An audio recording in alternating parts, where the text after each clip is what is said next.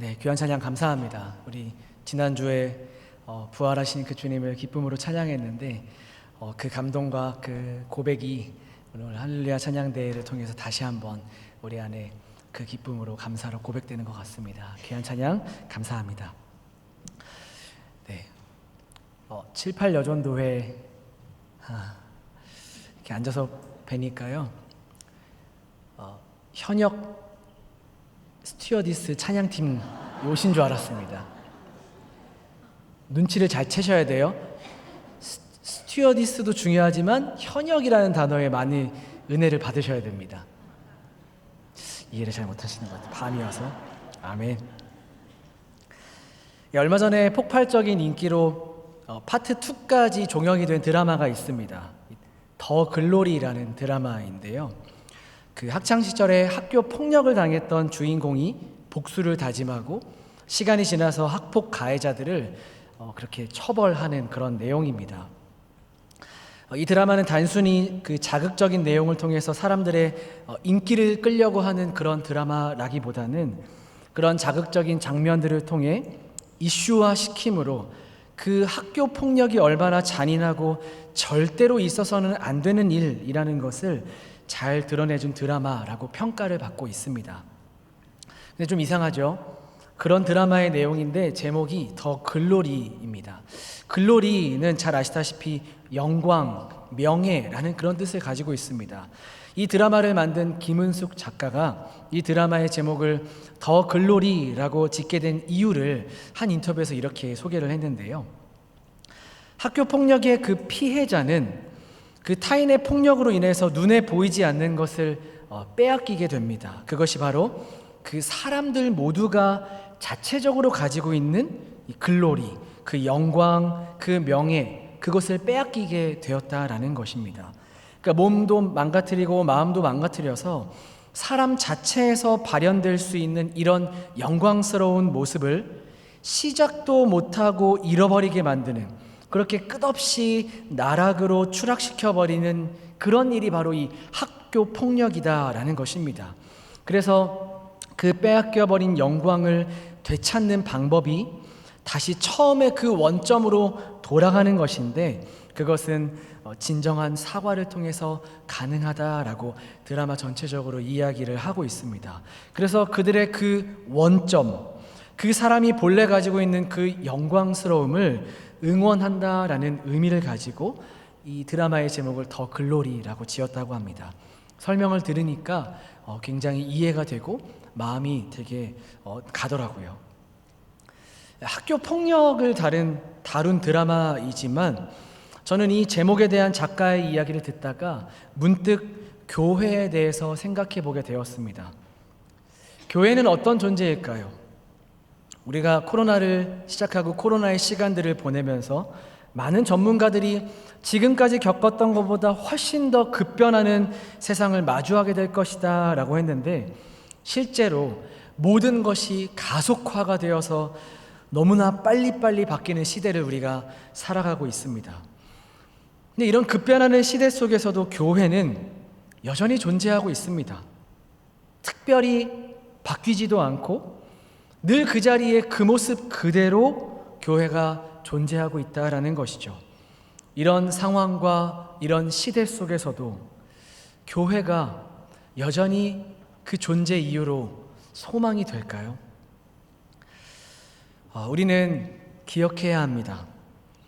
신자들마저 교회가 유일한 소망이라는 것에 큰 의미를 두고 있지 않는 것처럼 보이고, 영광스러운 그 교회의 모습을 찾기 어려워 보이는 이때에도 하나님은 오직 교회의 유일한 소망과 희망을 두고 계시다라는 것을 말이죠. 늘 우리는 다시 원점으로 돌아갈 필요가 있다라는 겁니다. 교회가 무엇일까요? 오늘 본문 읽었던 본문의 표현대로 이야기하자면 교회는 주님과 함께 누리는 영광을 가진 존재입니다. 골로새서 3장 4절, 오늘 아까 읽었던 본문이죠. 3장 4절 말씀을 여러분들이 한번 읽어주시기 바랍니다. 시작.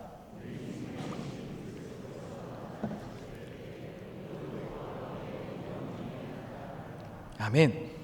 교회의 생명은 그리스도이십니다. 우리의 생명이 오직 그리스도이시죠. 이 말은 허울뿐인 듣기 좋은 말이나 아니면 감동적인 어떤 그런 고백이 아니라 우리는 예수님이 없으면 시체에 불과하다라는 고백입니다.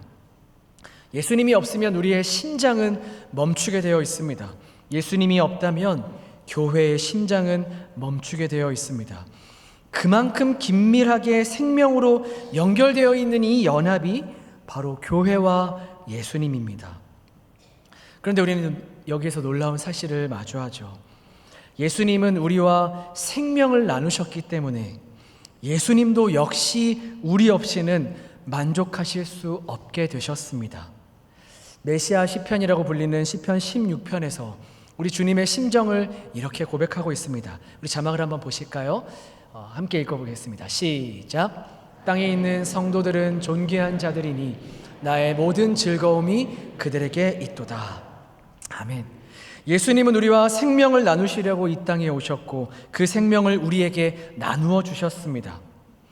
예수님 자체가 워낙 생명으로 가득하시니까 그냥 일부분을 조금 우리에게 떼어주신 것이 아닌가 하는 정도가 아니라 그분의 모든 생명이 우리의 생명이 되었습니다. 하나의 동그라미가 이 동그라미를 만나서 어느 정도의 그 가운데 교집합을 만들어낸 이 정도가 아니라 이쪽 동그라미가 다른 쪽 동그라미와 완전히 하나가 된 모양으로 절대로 떨어질 수 없는 하나의 관계가 되었다라는 것이죠. 교회는 예수님과 이 생명을 나누는 공동체, 운명 공동체로 부름받았습니다. 이 모습을 잘 이해할 수 있도록 돕는 설명이 바로 에베소서에서 교회와 그리스도를 부부됨의 관계로 풀어가는 부분이 나오죠. 에베소서 5장 31절에서 32절 말씀인데 우리 자막을 보시면서 한번 여러분들 읽어주시기 바랍니다. 시작.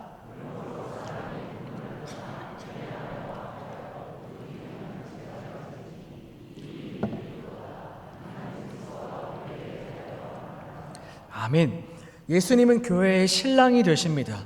교회는 주님의 신부로 부름을 받았습니다.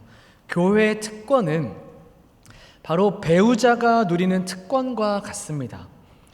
결혼을 하고 나면 배우자가 누리는 것을 함께 공유하여 나도 누리게 되지요.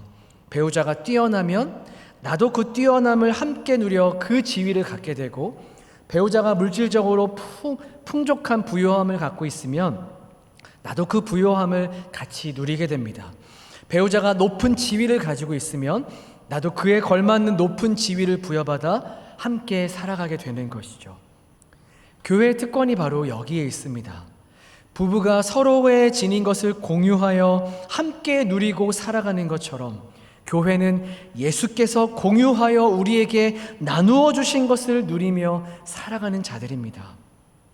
예수님의 뛰어나심을 함께 누리어 교회도 그 뛰어난 지위를 갖게 되었고, 예수님의 부요함 때문에 교회도 부요하게 되었고, 예수님의 높으신 그 지위에 걸맞게 높은 지위를 교회가 부여받은 것이죠. 여러분, 교회가 뭐라고요? 사실 시체에 불과했던 자들을 예수님께서 모으신 것 아닙니까? 시체에 불과한 자들을 교회로 모아서 당신의 모든 생명을 나누어 주시고 신랑의 그 부요함과 탁월함과 그 뛰어남과 그 고결함을 함께 나누어 그 특권을 누리고 그 지위를 얻게 된 자들이 바로 신부인 교회입니다. 이것이 바로 우리들의 이야기이죠. 그런데도 우리는 이 사실을 제대로 이해하지 못하여서 오해할 때가 종종 있습니다. 교회를 과소평가하는 거죠. 많은 신자들이 내가 교회를 나와준다라고 생각합니다. 교회를 섬겨준다라는 것이죠. 나 같은 존재가 교회에 머무르는 것을 교회가 고마워하고 감사해야 한다라는 것입니다. 그런데 교회와 이 예수님의 관계를 부부의 관계로 설명할 수 있다면 이런 자세는 상대방에게 정말 큰 모욕이자 슬픈 일이 아닐 수 없습니다. 남자와 여자가 이제 결혼을 하는 거예요. 남편이 아내에게 늘 이렇게 말합니다. 나 같은 사람이 당신 만난 거 고맙게 생각해야 돼. 나니까 만나주는 거야. 너무 리얼했나요? 저는 그런 말을 한 적이 한 번도 없습니다. 여러분, 그런데 그거 아세요? 노벨상을 수상한 사람들의 부모님을 조사했대요. 어떻게 이렇게 훌륭한 사람을 키워냈는지. 그런데 유독 아버지 쪽에 공통된 특징이 있었다고 합니다. 뭐냐면 대부분 아버지가 단명하셨대요.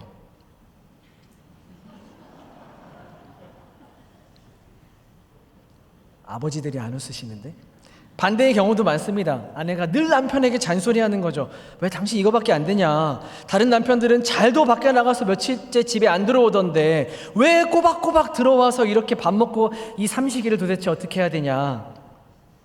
나니까 참고 당신이랑 살아주는 거야. 여러분, 찔리시는 분들 있으시면 오늘 이 밤 회개의 은혜가 임하시기를 바랍니다. 우스갯소리이지만 이런 부부관계라면 이건 정말 슬픈 관계입니다. 이런 자세는 상대방에게 정말 모욕적인 그런 자세이겠죠. 또 하나의 오해가 있습니다. 내가 어찌 감히 라고 말하는 겸손으로 위장된 오해입니다. 나 같은 죄인이 어찌 감히라는 거죠. 그래서 하나님 앞에서 늘 고개 숙이고 늘 움츠러들어서 나 같은 죄인 살리신 주 은혜 놀라워 고백하면서 어디에 늘 집중하냐면 나 같은 죄인에만 집중하는 겁니다. 거기에 지나서 주 은혜 놀라워로 가야 되는데 나 같은 죄인하고서 더 이상 찬양을 잊지 못하는 거예요.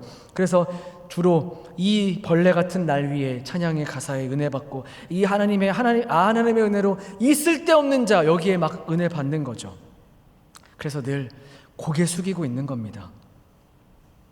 여러분, 결혼하고 수년이 지났는데도 배우자와 내가 동등한 입장이 되었다는 것을 이해하지 못한 채 나는 자격이 없어, 나같이 이런 형편없는 사람과 결혼해 주었다고 늘 그렇게 황송하게만 여기며 살아간다면 이것만큼 이 결혼의 불행이 어디 있을까요? 당사자에게도 불행이지만 배우자에게도 이처럼 갑갑한 일은 없는 겁니다.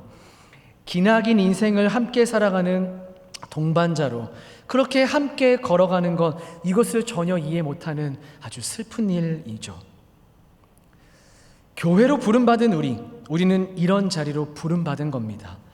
예수님의 부요함과 뛰어남과 탁월함을 함께 나누어 그것이 내 것이 되는 자리, 그분의 생명으로 들어가서 그 생명을 공유하며 예수님과 하나의 운명이 되어 살아가는 존재, 예수님이 없으면 나는 시체에 불과하고 교회가 없으면 예수님은 그 어디에서도 만족을 찾을 수 없는 그런 관계입니다. 이 뜨거운 사랑의 연합이 영원 불변한 교회의 운명이라는 것이죠. 이 모습을 잘 표현하고 우리에게 이해를 돕는 성경이 있다면 아가서를 뽑을 수 있습니다. 아가서는 성경의 다른 본문들 중에 가장 예술적이고 가장 감미로운 이야기입니다. 솔로몬과 여인의 그 적나라한 이 사랑의 이야기 안에 담긴 최고의 사랑은 그 교회와 그리스도의 사랑이 어떤 것인지를 우리에게 잘 보여주죠.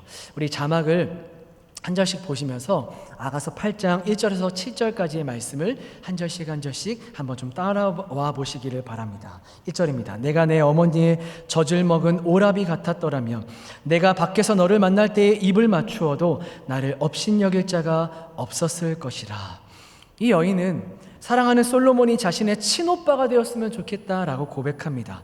진짜 친오빠를 사랑하겠다 그런 말이 아니라 같은 어머니의 젖을 빤 남매 사이, 가장 친밀하고 가장 가까운 관계로 들어가고 싶은 여인의 고백인 것이죠. 고대 사회에서는 한 남자가 여러 아내를 맞았기 때문에 이복 형제들이 굉장히 많았습니다. 근데 그 중에 어머니가 같은 남매 관계가 가장 친밀한 관계인 것이죠. 그러니까 그 혈연 관계의 친밀함과 그 끈끈함으로 이 솔로몬과의 사랑이 더 깊어지기를 바라는 이 여인의 고백인 겁니다. 2절, 그 다음 2절인데요. 우리 2절 말씀 한번 여러분들 읽어주시기 바랍니다. 시작.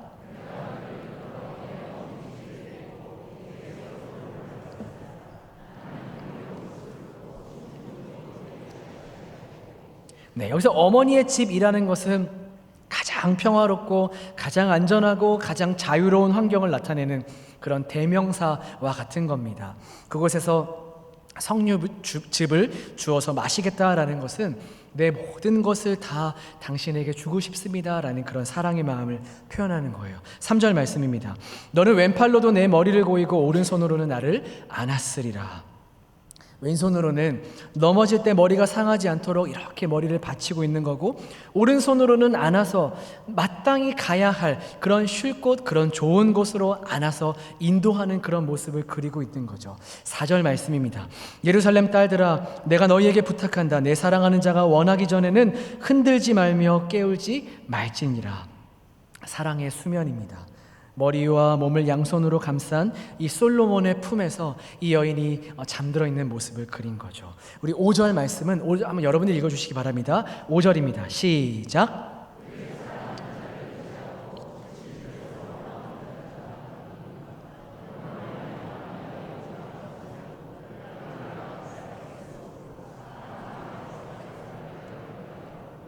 네, 여기서 이 거친들이라는 것은 광야, 즉 고난의 상징인데, 이 여인은 그런 상징, 그 고난과 그 어려운 환경 가운데 있음에도 불구하고 사랑하는 솔로몬의 어깨에 기대어 거기를 이제 올라오고 있는 거죠. 고통도 없고 오히려 행복하고 기쁜 마음으로 올라오는 겁니다. 사랑하는 사람과 함께라면 어떤 곳이든 천국이다라고 고백하는 거죠. 궁정에서 내가 자유로운 왕으로 살았을 때보다 주님의 성전에서 얽매인 성전 문지기로 주와 함께 사는 것이 더 행복하다라고 고백했던 다윗의 고백과 비슷한 고백입니다. 이제 대망의 6절입니다. 6절 말씀은 한번 같이 읽어볼까요? 시작. 너는 나를 도장같이 마음에 품고 도장같이 팔에 두라. 사랑은 죽음같이 강하고 질투는 수월같이 잔인하며 불길같이 일어나니 그 기세가 여호와의 불과 같으니라. 이 여인이 사랑하는 솔로몬에게 부탁하는 겁니다. 자신을 솔로몬의 가슴과 팔 위에 도장처럼 두었으면 좋겠다라는 부탁이죠. 여기서 도장으로 번역된 단어는 인장 혹은 인장 반지라고 해석하기도 하고, 어떤 사람들은 옥쇠라고도 해석하기도 하더라고요. 고대 근동 사회에는 이 인장을 두 가지 종류로 가지고 있었는데, 하나는 이제 목에 거르고 다른 하나는 팔에 매답니다. 특별히 이 목에 단 인장은 그것이 줄로 이렇게 연결이 되어서 목걸이처럼 하게 되어 있었는데, 그래서 그 인장은 그 사람의 이 가슴 정중앙에 위치하게 되는 거죠. 그 사람의 중심인 겁니다. 여러분, 이 인장은 그 사람의 정체성을 나타냅니다. 고대의 어떤 문서를 봉하기 위해서 밀랍을 붓고 그 위에 자신만의 이제 표식을 이렇게 찍는데 이 인장을 사용하는 것입니다. 그 찍힌 모양을 보고 이것은 저 사람의 것이구나, 이것은 이 사람의 것이구나 라고 확인하게 되는데요. 이 나의 인장 반지가 찍혔다라는 것은 내 허락이고 나의 결정이고 나의 생각이라는 것입니다. 그래서 왕의 인장은 훨씬 더 중요했습니다. 그것이 곧 법이고 그것이 곧 명령이었으며, 그렇기 때문에 가장 신뢰한 사람에게 이 인장은 맡기게 되었고, 그 왕의 인장을 가지고 있는 사람들은 왕이 가진 모든 힘을 사용하는 권세가 그에게 주어지게 되는 것이죠. 여러분, 이 아가서에 기록된 이 연인의 애절한 사랑의 이야기는 교회와 그리스도의 관계를 우리에게 잘 보여준다라고 말씀드렸습니다. 주님의 사랑을 받는 교회는 주님의 이 심장 위에 있는 인장입니다. 이 인장은 주님이 어떤 분인지를 눈으로 확인시켜주는 주님의 정체성 그 자체입니다. 주님은 교회 때문에 살아가신다라고 하실 정도로 교회를 자신의 심장처럼 사랑하고 아끼십니다. 생명을 나누어 준 존재니까요. 그러니까 우리 주님은 교회를 자신의 생명처럼 지키십니다. 죽음의 권세가 다가오지 못하게, 만지지도 못하게 막아내십니다. 이렇게 주님은 교회를 통해 사랑이라는 당신의 정체성을 이 세상에 드러내십니다. 동시에 교회는 주님의 심장이기 때문에 주님의 사랑을 퍼올려서 온 세상에 공급하는 펌프의 기능을 감당해야 합니다. 이 펌프질이 멈춘다면 주님의 심장이 멈춘다라는 각오로 한순간도 쉬지 않고 범사의 펌프질로 사랑해야 한다라는 것이죠. 주님의 사랑받는 교회는 주님의 정체성을 보여주는 증인입니다.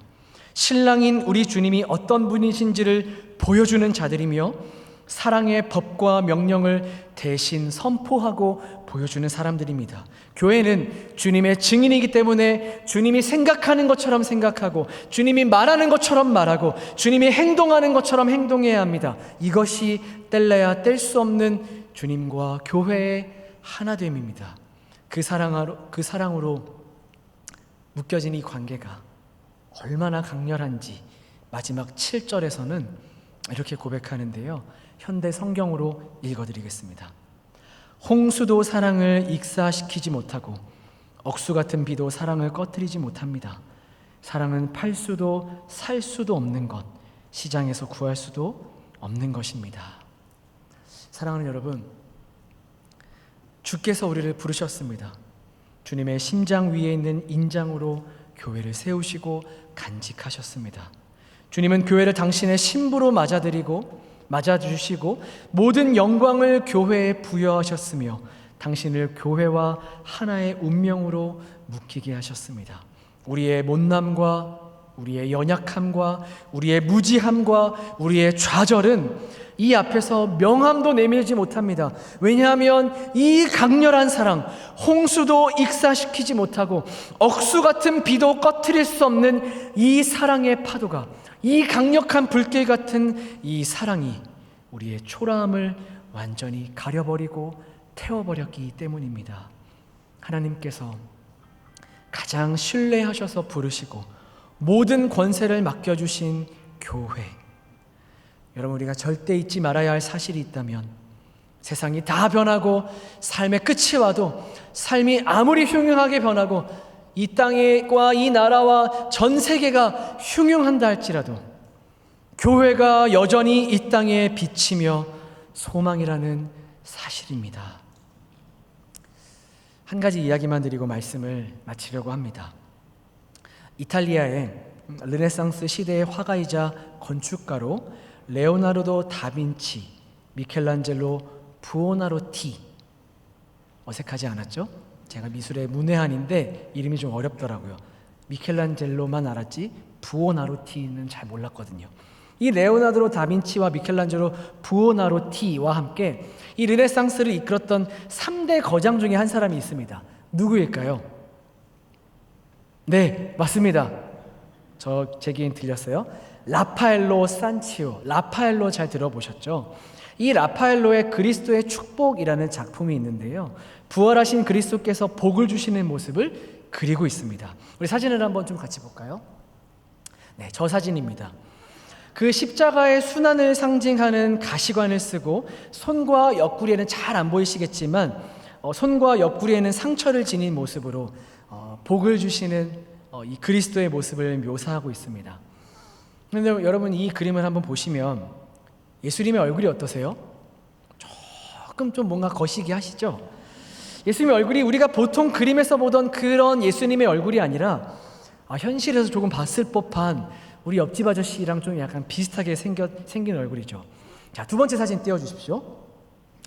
신사빈 씨가 쓴 미술사의 신학이라는 책에서 그리스도의 축복이라는 작품에서 이 예수님의 얼굴이 이 라파엘로의 자화상에 묘사된 얼굴과 상당히 닮아있다라는 것을 볼 수 있고, 그렇기 때문에 작품이 완성된 그 시기를 이렇게 비교해 봤을 때 아마 자화상에 그렸던 자신의 얼굴을 부활하신 그리스도의 얼굴에 대입시킨 것이 아닌가라고 추정한다고 합니다. 세 번째 사진 띄워주셨는데요, 어떠세요? 비슷하지 않으십니까? 약간 눈에 힘이 없는 듯한, 좀 초점이 없는 것 같은 저 눈과 긴 코와 되게 비슷하죠. 진짜 찾아보니까 너무 신기하더라고요. 자신의 얼굴에서 그리스도의 얼굴을 본 것이죠.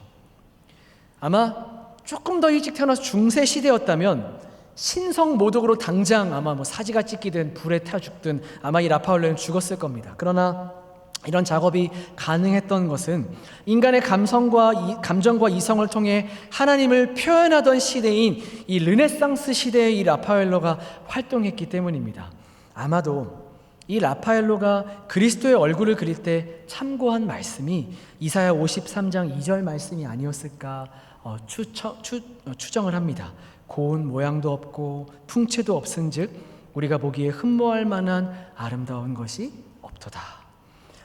이 고난받는 종이 지극히 평범한 얼굴이라는 것을 발견한 그는 중세의 성화처럼 마치 조각 같은 외모의 그런 얼굴이 아니라 길거리에서 흔히 마주칠 법한 평범한 자신의 얼굴로 부활하신 그리스도의 얼굴을 그린 듯 그런 보여요. 예수님께서 부활하신 것처럼 자신도 늘 새롭게 태어나서 새로운 생명력을 담은 예술가로 살고 싶었을까요? 그런 희망을 담아 라파엘로는 자신의 자화상 속에 그리스도의 얼굴을 그렸고, 제 생각인데 우리 주님이 이 그림을 기뻐하지 않았을까 생각이 되었습니다. 여러분, 이것이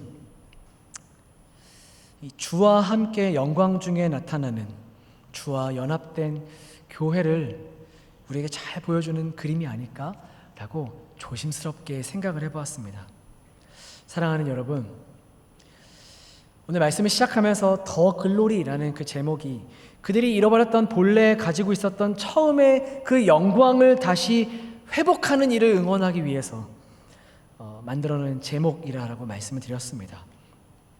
교회는 이 세상 어떤 것과도 바꿀 수 없고 비교할 수 없는 영광을 담고 있는 존재들입니다. 그 영광을 잊었다면, 그 영광을 잃어버렸다면, 그 영광을 회복하기 위해 우리는 다시 원점으로 돌아가 교회가 어떤 부르심을 받았는지를 확인해야 합니다. 교회는 우리 주님의 가슴 위에 있는 인장입니다. 당신의 심장처럼 우리를 소중히 여기시며 주님께서 당신의 전 생명을 주어 살게 하신 존재입니다. 주님의 명령이고 주님의 허락이고 주님의 결정이며 그 법과 명령을 수행하고 선언하는 하나님의 가장 신뢰받는 존재, 교회, 유일한 소망입니다.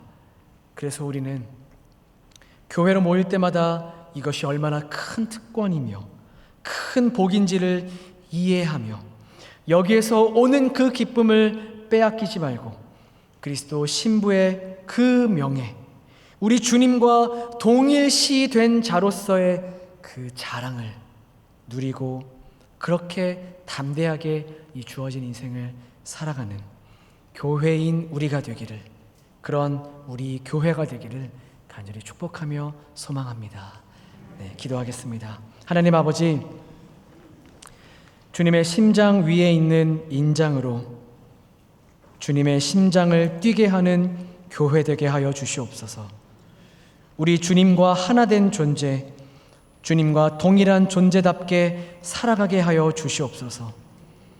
부르신 그 영광됨을 잊었다면 다시 그 처음으로 돌아가 우리가 어떤 존재로 부름받았는지를 기억하게 하여 주시옵소서.